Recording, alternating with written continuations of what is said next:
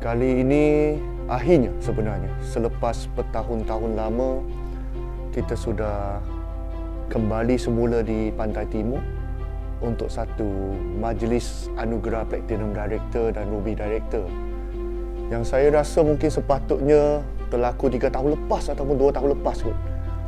Nyonya lambat ditatangi sebab perancangan jadual kita terganggu tenat sangat sebab daripada Perintah Pengawalan Pergerakan iaitu PKP yang diumumkan kerajaan selama 2 tahun ini.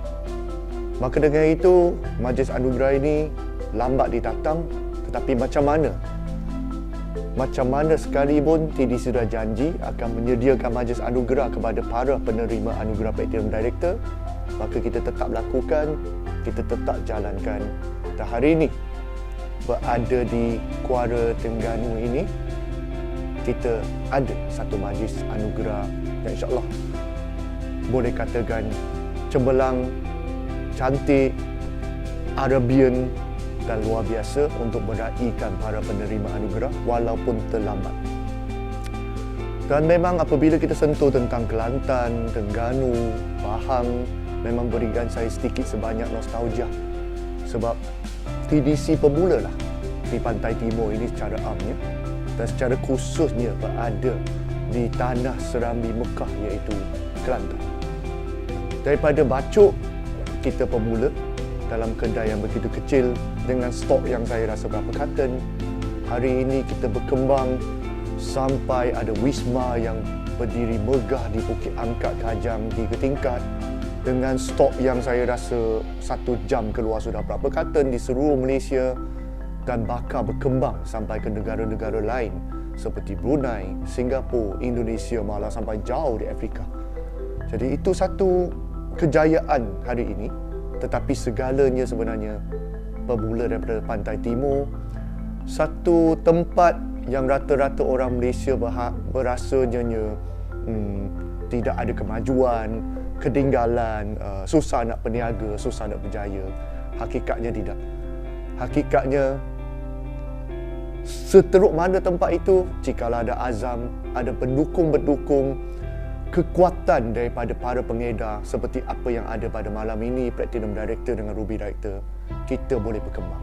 Ianya berkaitan dengan semangat pasukan, semangat kekuatan yang dapat menempuh segala cabaran, termasuklah ujian dan juga fitnah. Tidak senyap, tidak sunyi daripada fitnah, kencaman, cabaran selama ini TDC dalam 6 tahun ini. Berbagai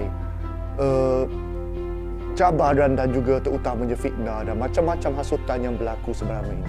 Tetapi macam mana pun, syabas dan tahniah saya nak ucapkan sebab tetap teguh bersama dengan TDC, tetap mempercayai TDC, tetap mendukung dan sokong TDC. Dan sebab kepercayaan dan keyakinan anda semua, maka kita ada pada hari ini, kita ada kekuatan pada hari ini, kita semakin besar sebab kita berdasarkan pada satu prinsip, together we are strong, dan itulah slogan kita, itulah kekuatan kita. Dan fenomena Situ Joy pemula di Kota Baru sampai ke Selangor, kemudian ke seluruh Malaysia, masuk ke Brunei, tiba di Singapura dan akan bakal melebarkan sayap ke Indonesia dan Afrika. Semua itu adalah atas jasa anda semua. Sekali lagi saya ucapkan setinggi-tinggi tahniah. Sekali lagi saya ingin mengucapkan terima kasih. Sekali lagi saya mewakili TDC ingin melafazkan syukur alhamdulillah ke atas hadrat ilahi.